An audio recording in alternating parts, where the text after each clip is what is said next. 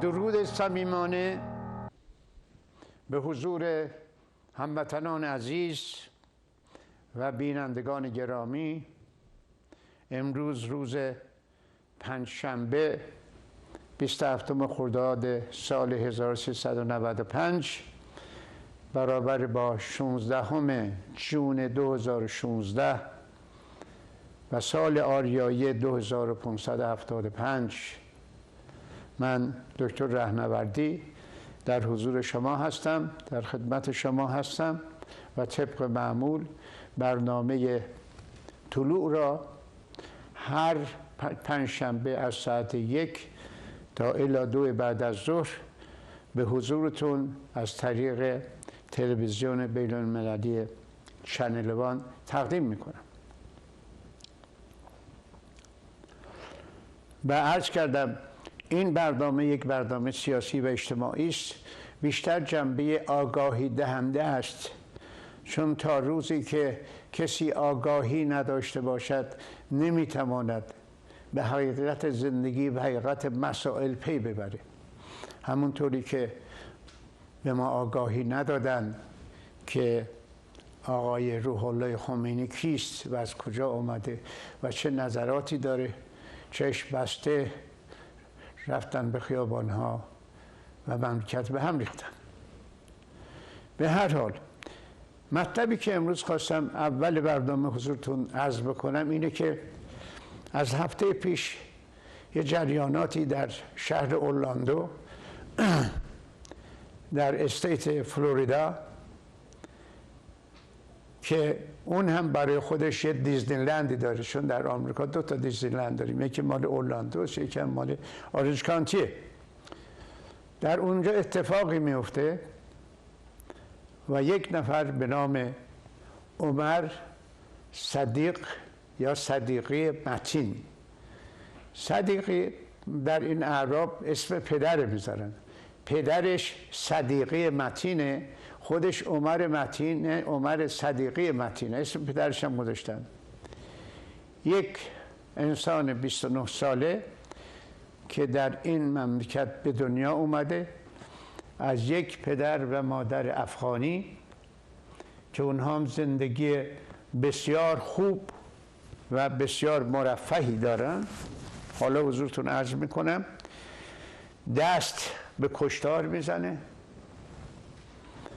و 49 نفر بیگناه را درو میکنه، 53 نفر زخمی میکنه، یه افسر پلیس هم کشته میشه و خودش هم در این ماجرا کشته میشه. حالا ما میخوایم ببینیم که این عمر صدیقی متین کیست و چه میخواهد و چه باوری داره، پدرش کیست، چرا اوباما تا حد از دست دادن محبوبیت خودش و موقعیت خودش از اسلام و اسلامگرایی طرفداری میکنه، به جای اینکه در فکر تأمین سلامت ملت خودش باشه بیشتر در تأمین سلامت اسلامی هاست. آیا کاسه زیر کاسه هست؟ سوال اینجاست که چرا مملکتی که به پدر مادر این جوان پناه دادن، بلند شدن اومدن اینجا، از بزرگترین آزادی جهان، بزرگترین رفاه جهان استفاده کردن، صاحب فرزندی شدن که این فرزند به نام عمر نامیده میشد.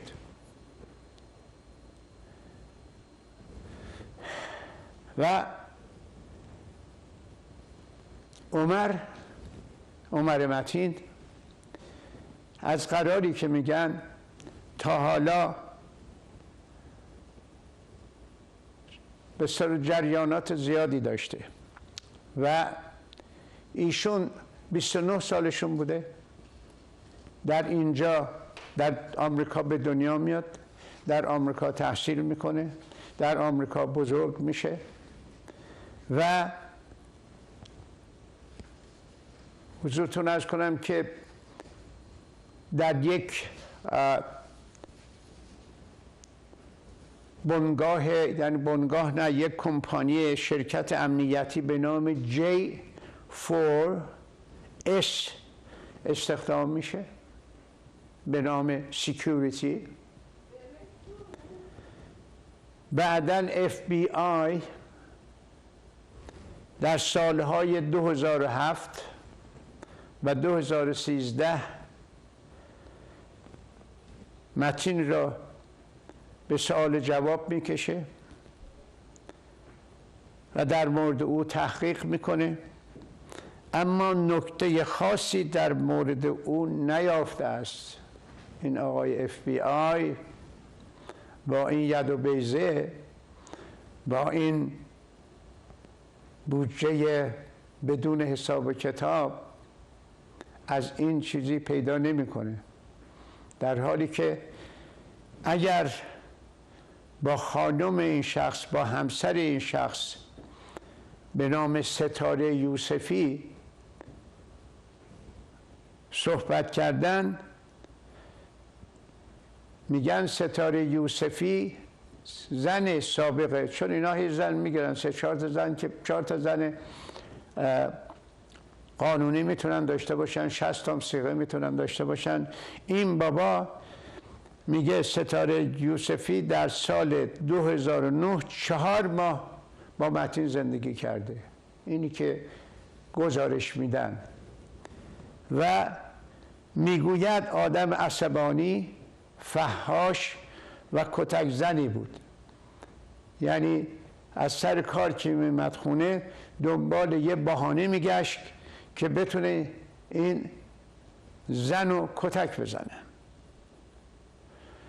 پدر صدیقی به نام صدیق متین، پدر عمر، میگوید ما ستاره را از دست عمر نجات دادیم، برای اینکه او را کتک میزد، فحاشی میکرد. اینا یک دختر 3 ساله هم دارد. از اون طرف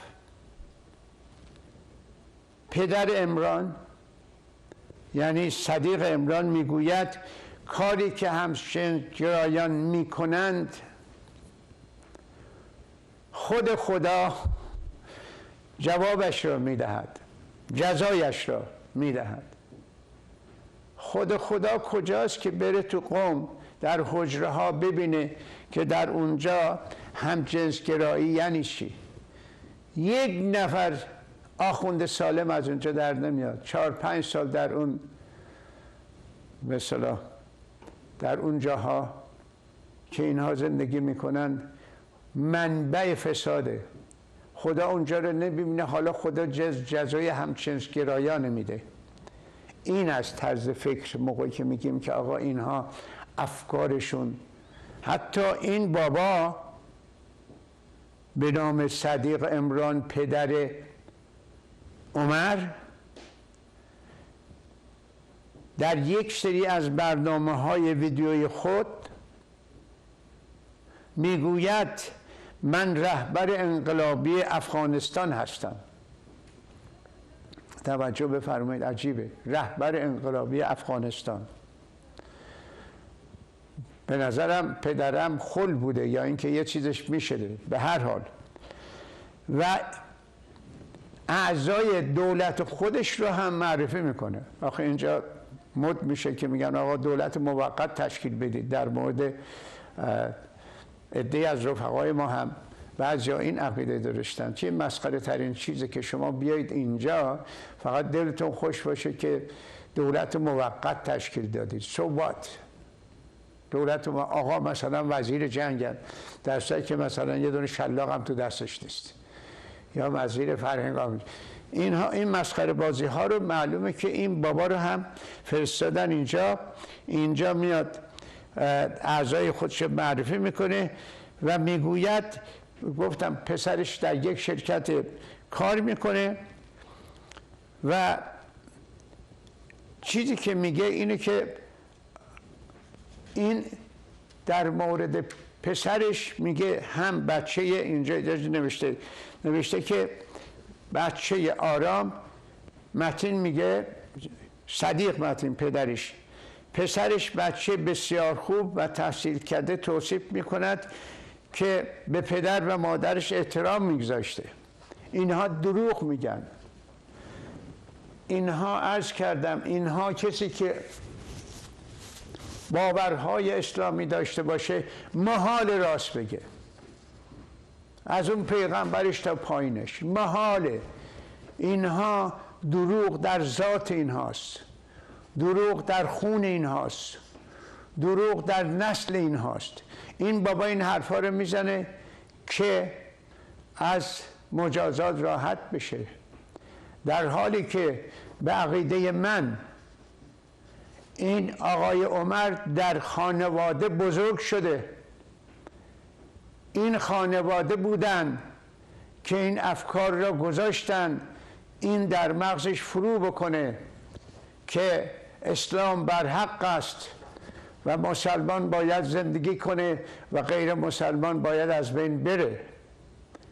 اینها افکاری هست که حالا هم در اینجا این مسلمان ها را که میبینید در همین لس آنجلس خیلی زیاد هستن، بهترین جاها، بالای تپه ها، خونه های حسابی، پول میرسه دیگه، هم از بوته میخورن، هم از توبره میخورن، هم از آخر. در اینجا هم از مزایای دولت خودشون، بچه هاشون و از مزایای طبی، عملهایی که 100,000 200,000 دلار هر کدوم هزینه برمیداره، اینها میان اینجا استفاده میکنن. از اون ورم از ایران پول میارن، از اون ورم به قول یارو سفره میاندازن، از اون ورم طرفدار رژیم هستند. این بابا هم جزو اونهاست. این بابا هم با زنش مسئول این هستن. حالا آمریکایی میخواد، آقای اوباما میخواد شل بگیره رد بکنه. من نمیفهمم این تا حد جنون آقای اوباما داره از مسلمان و مسلمانی طرفداری میکنه. این اصلا مملکت ملت آمریکا رو به درد آورده که همش فکر میکنن که what's going on، چه خبره، چی شده این اینطوریه، آیا یا کاسه زیر نیم کاسه است، آیا جریانی هست ما نمیدونیم و این نمیخواد به ملت بگه. اینها این بچه رو بزرگ کردن در دامن خودشون و مسئول هستن و نمیتونن این مسئولیت از خودشون برطرف بکنن که آقا 18 سالش شد رفت بیرون. نه، شما افکار این بچه رو موقعی که بچه بود از 3 سالگی خراب کردید. حالا بعد از 19 سالگی هر چی میخواد بشه، ولی ایشون افکارشو به وسیله این پدر مادر و آموزش های اسلامی در خونه پر کردن و بنابراین این آقای صدیق متین پدر عمر که میگوید که ایشون کار همچنین جرایان رو در خداوند جزا خواهد داد، در حالی که میگویند خود این بابا، خود عمر بارها به این هتل، به این به اصطلاح باشگاه، به این باشگاه که پالس بهش میگن، جای همجنسگرایان چندین بار رفته. البته در اینجا دو نوع گفته میشه، دو نوع هست. یکی این که میگن اینجا رفته بوده برنامه خودش جاش تعیین کنه، ببینه از کجا میتونه بیشتر بکشه، کی میان کی میرن، این برنامه هاش تطبیق بده، برنامه ریزی بکنه. ولی از طرف دیگه میگن که نه، این میرفته اونجا مرد بلند کنه، مشروبم میخورده، یعنی ایشون دنبال مرد بودن، یعنی خودش لزبیان بوده، خودش معذرت میخوام گی بوده و این کاره بوده. اینها مطالبی که هست. ولی من چیزی که در اینجا میتونم بگم اینه که پدر و مادرش نمیتونن از مسئولیت شانه خالی کنن. حالا اگر اوباما در این میاد کاری میخواد بکنه که وصلی به اسلام نداشته باشه، that is his problem. این مسئله خود آقای اوباماست، مسئله من نیست. مسئله من مسئله اینه که اینها باید تنبیه بشن، اینها را باید گذاشت توی هواپیما برگردون به افغانستان. برو افغانستان، برو اونجا گروه درست کن، برو اونجا جنبش درست کن، برو اونجا آدم بکش. آمریکا جای تو نیست. آمریکا مهد آزادی، مهد تمدن، مهد بزرگی، مهد مهربانی ها، مهد عشق، مهد دوست داشتن هاست. جای شما افراد زشت خو و زشت باور نیست.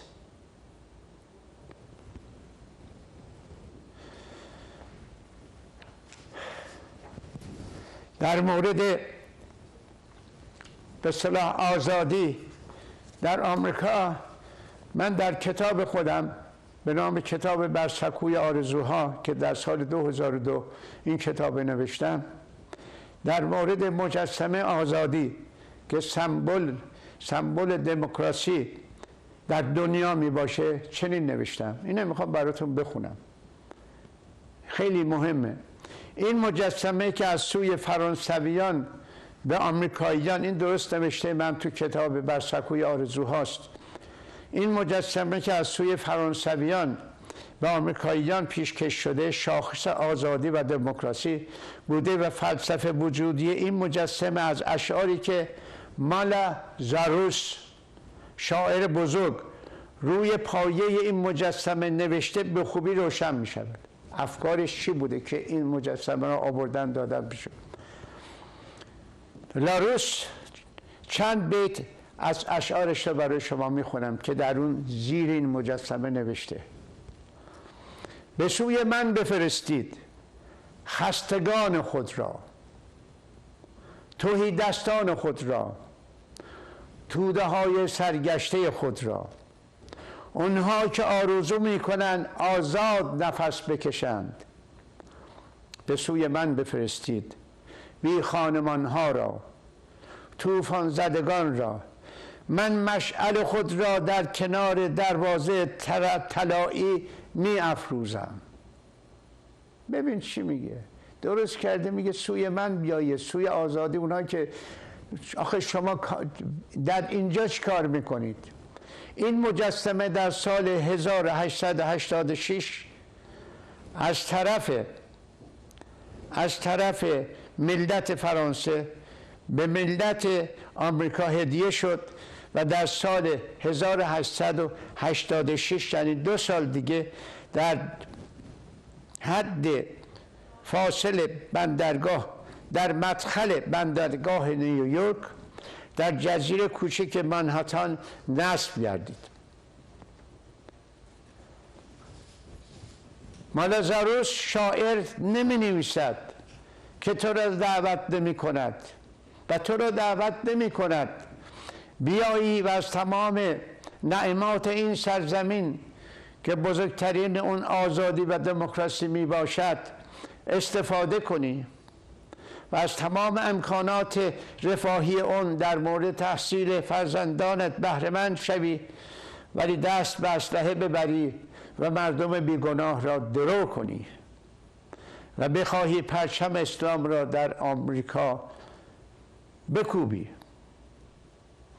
عده زیادی از مسلمان ها به آمریکا پناهنده می شوند و از همون لحظه ورود به پرچم به استقلال و مردم آمریکا توهین می کنند.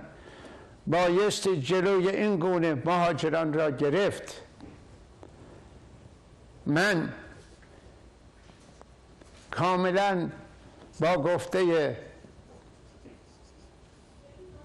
دونالد ترامپ نامزد جمهوری خواهان برای ریاست جمهوری موافقم. ترامپ نمیگه جلوی همه رو گرفت. ترامپ میگه آقا جلوی اون کسی که میبینید آقا این وارد نشده، در همون من به چشم خودم دیدم. من 2 دفعه وارد آمریکا شدم، 1 دفعه برای تحصیل، 1 دفعه به نام پناهنده سیاسی. به چشم خودم دیدم که آقا اینها به آمریکا به پرزیدنتش پایین بالاش اصلا از آمریکایی بدش میاد. خب این بابا میاد اینجا چیکار کنه؟ آقای اوباما شما چرا ملت خودت گذاشتی کنار و دنبال اسلامی ها را افتادی؟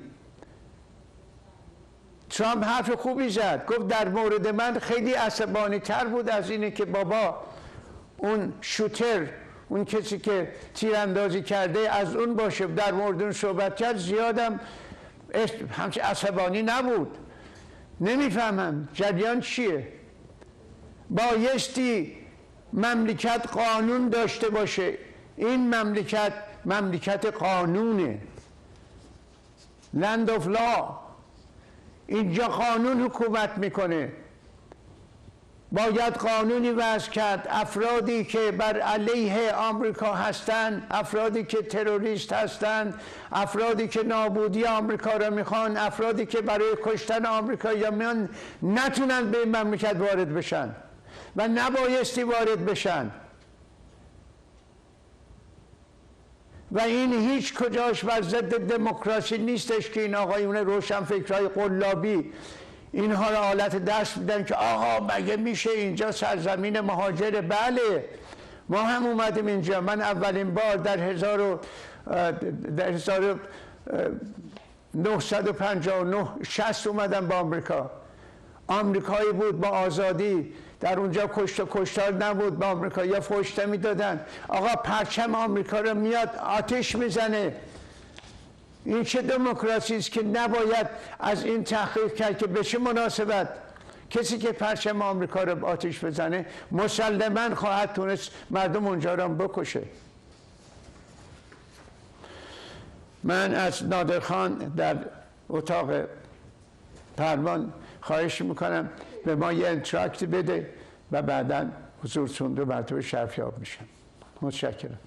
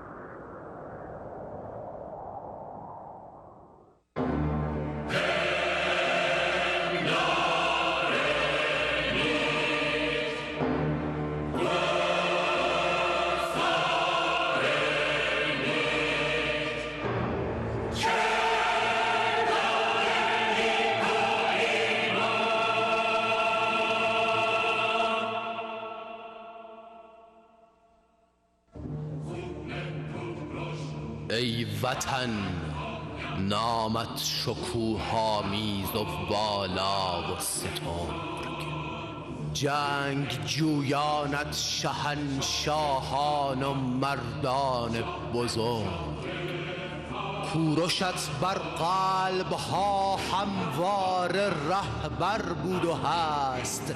حضرت کوروش به زعم ما پیامبر بوده است. اولین منشور مکتوب بشر فرمان او، ایزدان امشاسپندان جمله پشتیبان. آرشت از 10,000 آشیل بس توفنده تر، داریوشت از سکندر 100,000 بار سر.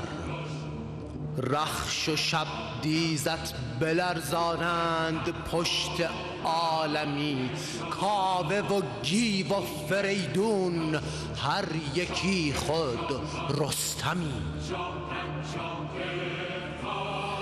باد تا هموار دنیا مهد شیران خواندت، خانه اش ویران هر آن کس خانه ویران خواهدت. دست اهریمن ز دریا و خلیجت دور باد، چشم نامحرم به سر تا پای خاکت کور باد.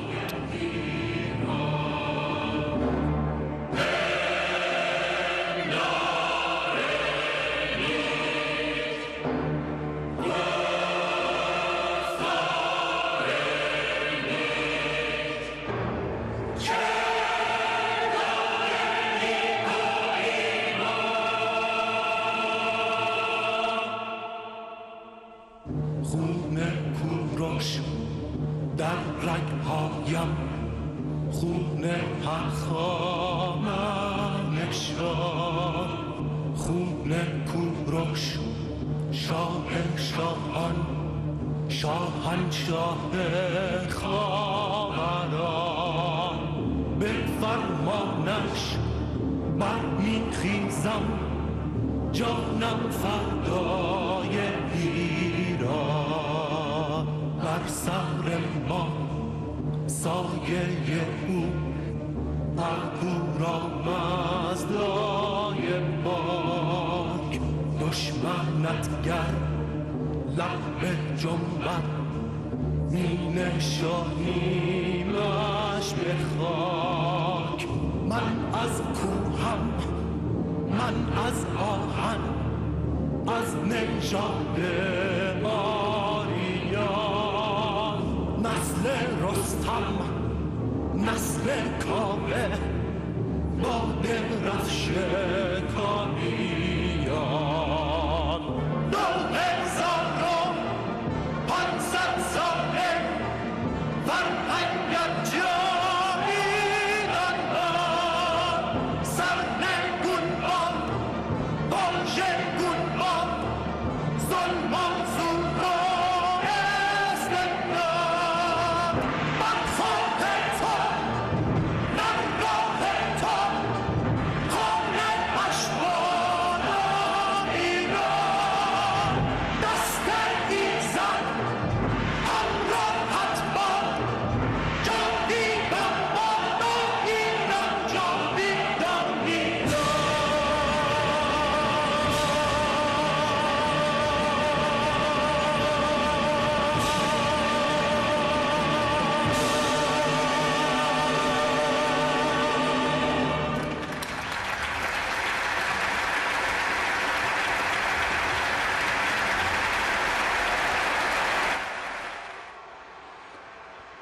با تشکر از نادر عزیز به عرایزم ادامه میدم. میدونید که رژیم اسلامی پیرو افکاری که روح الله خمینی داشت و در اون میگفت اسلام خون میخواهد تا ریشه کند، اینها در هر گوش و کناری مشغول جنگ و آدمکشی هستند. اخیراً 3 روز پیش، روز دوشنبه در 24 خرداد در منطقه خاش یک درگیری پیدا میکنم با گروه جیش العدل.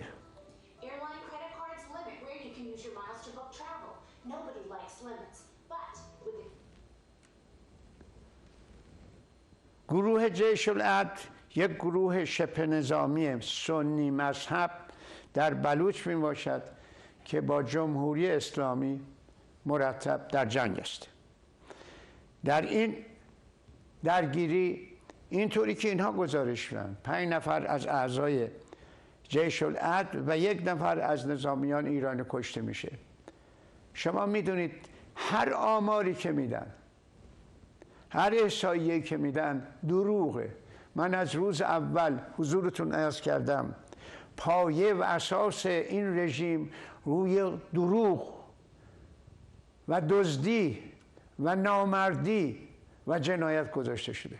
اینا هیچ وقت 100% بدونید که این نوشته 5 نفر اعضای جیش العرب کشته شده، بدون 5 نفر از اینا کشته شده، 1 نفر از اون. ولی اینا اینو میگن. و در جنگ‌های داخلی سوریه رفتن اونجا دارن می‌جنگن و تا حالا گزارش کشته شدگان نیروهای رژیم اسلامی در سوریه چندین صد نفر اعلام شده، ولی شماره اعضای سپاه پاسداران به نام شهدای مدافع حرم 170 نفر در رسانه‌ها اعلام شده. دیگه این 170 نفر رو دیگه مجبور شدن بنویسن چون اینا نگهبانان حرم هستند. و در جنگ‌های داخلی سوریه باز هم اینها فعالانه شرکت دارن. در جبهه اول دروغ میگن، اینی که به عنوان مستشار رفتن دروغ میگن، چون اینا ذاتاً دروغگو هستند. علی منصوری یک سرهنگ بازنشسته هفته گذشته 3 عضو سپاه و این سرهنگ در اونجا کشته میشن. این سرهنگ از تیپ امام رضا بوده. من میفهمم امام رضا پس کجا هستن؟ چرا اینها رو نجات نمیدن؟ حالا جریان درگیری اینها در خانتومان. حالا خانتومان یک شهرکی است در جنوب غربی حلب و این شهر یکی اصلی ترین راه کمک به مخالفین اسده. اینی که بسیار مورد اهمیتی که اینو اگر این مخالفین اسد داشته باشن مرتب به اینها اسلحه و غذا و سایر وسایل خواهد رسید. اینی که برای اینها فوق العاده مهمه، به طوری که در سال 2015 نیروی اسد مال سوریه این شهر رو میگیرن، ولی خوشبختانه 1 ماه پیش 2 مرتبه این شهر آزاد میشه، به دست مخالفین اسد میفته. حالا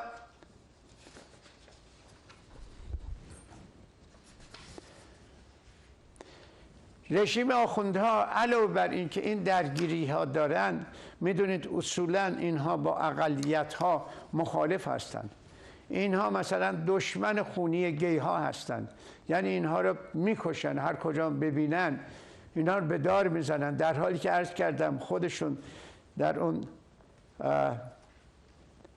قوم منبع این کاره، در اون آخوندهایی که در اون حجره ها سالها زندگی میکنن، مرکزش اونجاست. آقا این برید اونجا، گیار اونجا پیدا بکنید، احتیاجی نیست شما راه بیفتید.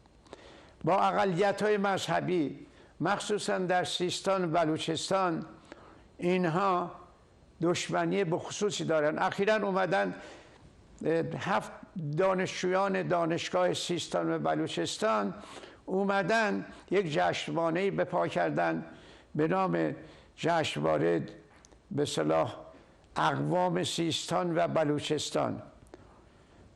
این دانشجویان در حدود 15,000 نفر جمع شدن از تمام شهرهای مختلف استان سیستان و بلوچستان که اینها آداب و رسوم قوم یا منطقه خود رو به نمایش گذاشته. من نفهم این چه عیبی داره؟ آقا فلانی میگه آقا من بلوچ هستم، در بلوچستان این لباس میپوشم و این رقص میکنم و این عادات دارم، این چه عیبی داره؟ چرا دشمنید با اینها؟ میان اینها رو میگیرن، 7 دانشجو رو میگیرن، هر کدوم اینها را به 2 تا 3 ترم محروم از تحصیل میکنن. یه چیزی زده بودن 5 دقیقه رقص و پایکوبی 2 ترم محروم. اینا اومدن ویدیویی را دیدن که اینها مشغول رقصن. از اتفاقا رقص مال بلوچ ها قیامته، یه رقصی است که یک آرته، یک هنره، ولی اینا که شعور ندارن. شما موقعی که اون عمامه رو گذاشتید به سرتون، چون این انقدر بخار میکنه این اریامی که این مغز اونجا که ندارن، اون چیزی هم که دارن از کار میافتن. ولی چه عیبی داره بابا؟ بذار یارو میرقصه، پایکوبی میکنه، نه با زن میرقصه، نه رقص میزنه، نه فلان، موزیکشون هم به قول یارو پیانو و نه موزیکش از این مثلا ضرب هاست به اضافه طبل های بزرگ به اضافه یه دونه از این مثلا فلوت های بزرگ، نقاره میگن چی میگن، از این حرفا. از اون طرف هم شما فکر کنید که این همه دم از پیشرفت فلان میکنن، چادری که به قول معروف اینها برای حجاب به کار میبرن، این چادر 100% خارجی است. رضای محمودی یکی از شرکت هایی که حجاب درست تولید حجاب میکنه میگه فکر میکنم بیش از 50% هنوز از حجاب چادر استفاده میکنن. محمودی میگوید 0% تولید ملی میباشه، چون وقتی پارچه چادری از کره، ژاپن و امارات وارد میشود و با نخ خارجی دوخته میشود، کجای این محصول داخلیه؟ از اون طرف میدونید که یک هفته از ماه رمضان شروع شده و اینها اومدن به زندانیان را دارن وادار میکنن زیر فشار که اینا روزه بگیرن. در زندان اوین فروشگاه‌های بندهای مختلف و قرنطینه را بستن و 2 وعده غذا، سحر و افطاری با فاصله 17 ساعت، بیننده عزیز، هموطن عزیز، 17 ساعت به یک شخصی که بیماره، به یک شخصی که گرفتاری داره، به یک شخصی که اصلا اعتقاد به این چیزا نداره، تو به این گرسنگی بده. برای چی؟ برای اینکه وادارش کنی روزه بگیره. آخه اون روزه به درد تو هم که نمیخوره، به درد هیچ چیزی نمیخوره. و اینها، این ظلم هایی که به افراد غیر مسلمان در اونجا داده میشن حقیقتاً ظالمانه است. اخیراً یک مطلبی پیش اومد که آقای خامنه‌ای گفتن آتش میزنم، برجام آتش میزنم. من از روز اول، اگر خاطرتون باشه، از روز اول عرض کردم این برجام it is not practical، عملی نیست و عملی نخواهد شد. هموطن عزیز، بیننده عزیز، به من جواب بده. رژیمی که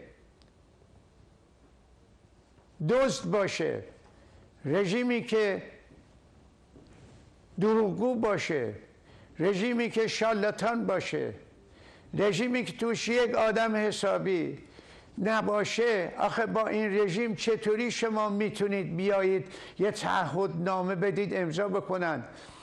اخیراً هم گفتن هیچ مهم نیست، اگر برجامم بردارم ما در مدت 1-2 ماه کارهایی میکردیم شروع میکنیم. درسته، اطمینان داشته باشید اینا 50% از اینایی که داشتن در همون خاکای اونجا اطراف قایم کردن. آمریکایی خوش خیال دلش میخواد که آقای اوباما بگه یکی از کارهای من در زمان صدارتم این بود که، در زمان ریاستم این بود که تونستم این تعهدنامه برجام را به امضا برسونم. نه خیر، این خدمت نبود آقای اوباما، این خیانت بود.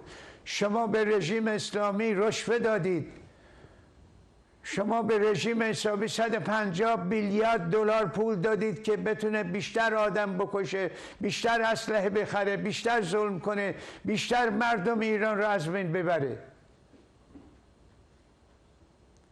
حالا اواخر آقای خامنه‌ای اومده در جواب، نه اینکه فکر کنید دونالد ترامپ، نه تد کروز هم در این 17 نفری که داوطلب به اصطلاح کاندیدای ریاست جمهوری بودن، نفر دومش تد کروز بود. این سناتوره.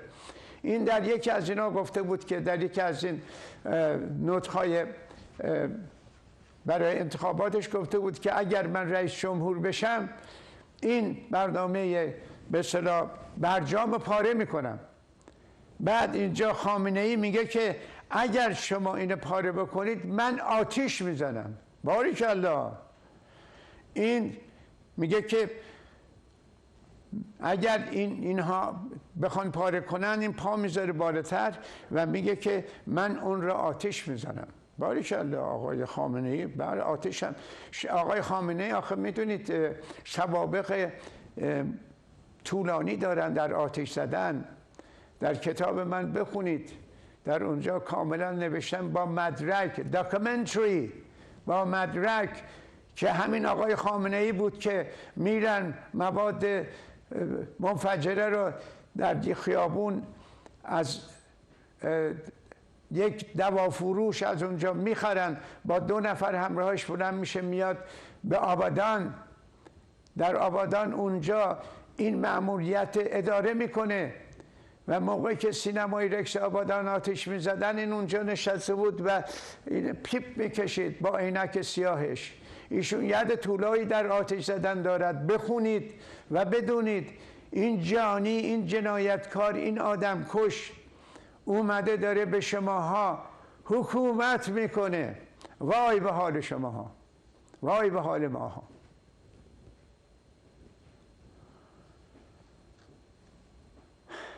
هنوز چند روزی نگذشته که آفتابی شد که آقای روح الله خمینی با دولت آمریکا در داد و ستد بوده، تعهد کرده بود که اگر بتونه این مملکت شد شاه را بیرون کنه، منافع آمریکا را حفظ خواهد کرد.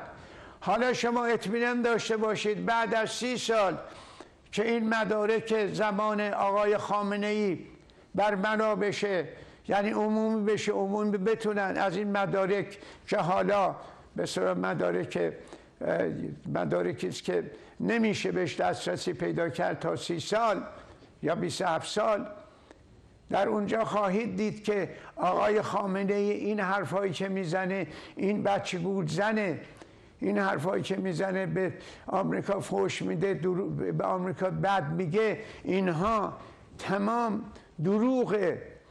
برای اینکه این چه بار هم عرض میکنم، اینها دروغگویی در ذاتشونه. به این حرفایی که آقای خامنه ای میزنه باور نکنید، اینها حقیقت نیست و خواهید دید. در سوریه هم که میدونید همون بساط آدم کشی ها وجود داره و در مورد اون آقای کری برمیگرده، جان کری وزیر امور خارجه برمیگرده به روسیه، میگه روسیه باید درک کند که صبر ما بی نهایت نیست. از طرف دیگه میگه آقای کری صبر آمریکا در خصوص جنگ سوریه و سرنوشت بشار اسد در حال تمام شدن است. اینها بچه گول زنه، اینها به اصطلاح به وسیله این حرفا، به وسیله اوباما به آقای کری گفته میشه که کری این حرفا رو بزنه، جان کری. والله ایشان بخوان ما صبر بکنیم. آیا شما در کریمه روسیه صبر کردید؟ چیکار کردید؟ شما تا حالا این همه ظلم و ستم، این همه چه اتفاقی افتاد، چیکار کردید؟ حالا در اینجا هم شما دارید ما رو گول میزنید، بچه گول میزنید. شما صبرتون، عمرتون داره تموم میشه. امیدواریم این 4-5 ماه هم تموم بشه، شر شما از سر این ملت کم بشه، تا این ملت بتونن به خودشون بیان و سلامت خودشون رو تأمین کنن. و اطمینان داشته باشید آمریکا اجازه نخواهد داد قوانین شرعیه مثل انگلستان و فرانسه در اینجا پا بگیره، چون در انگلستان و فرانسه محلاتی هست اینا میگن مازلم کامیونیتی. در این مازلم کامیونیتی اینها کسی دیگه به اونجا نمیتونه وارد بشه، حتی پلیس فرانسه، پلیس انگلستان نمیتونه. اینا شریعه خودشون دارن، قوانین خودشون، همون قرآن دارن، با کسی معاشرت نمیکنن، کتابشون، قوانینشون قرآن، بین خودشون ازدواج میکنن و بین خودشون 4 تا زن میگیرن، کودک میزنن، هر چی دلشون میخواد. ولی من به شما قول میدم که اگر اوباما بود این کار انجام میشد، ولی خوشبختانه اوباما داره میره و هیچ وقت اینها نخواهند تونست که در آمریکا قوانین شریعت را به اصطلاح برپا بکنند. یعنی این محلات کامیونیتی، اسلامی کامیونیتی، اینها یواش یواش زیاد میشه، به هم میچسبه، مملکت میگیرن. حالا در نبرد فلوجه میدونید که فلوجه یک شهر بسیار به اصطلاح از لحاظ جنگی بسیار مهمه. تا حالا چندین بار جنگ شده و نخست وزیر عراق اصرار داره که اینجا رو بگیرن، در حالی که آمریکایی‌ها اون بار گفتم نظرشون چیز دیگه است. و نیروهای عراق در روزهای آخر از طرف جنوب قسمتی از این فلوجه رو گرفتن و دارن وارد شهر میشن. البته با ویرانی‌های زیادی به وجود اومده و وارد شهر شدن خطر همونجاست که تمام شهر رو اینها مینگذاری کردن. اینها میگن اگر ما بریم از فلوجه شما خبری اثری نخواهید دید. اینی که اینها از جنوب وارد شدن، یه مقداری را گرفتن، ولی شهر در محاصره هست و اینها جرأت اینه که تو برن ندارن. من وقتم در حال تمام شدنه و امیدوارم که این فلوجه بیشتر از این کشتار نده، چون تا حالا خیلی کشتار دادن، میلیون ها نفر، و اینها موقعی که فرار میکنن گیر این به اصطلاح داعشی ها میفتن و اونها رو میکشن. عده زیادی در حال فرار کشته میشن. به هر حال از اینی که به عرایض من توجه فرمودید سپاسگزارم و امیدوارم که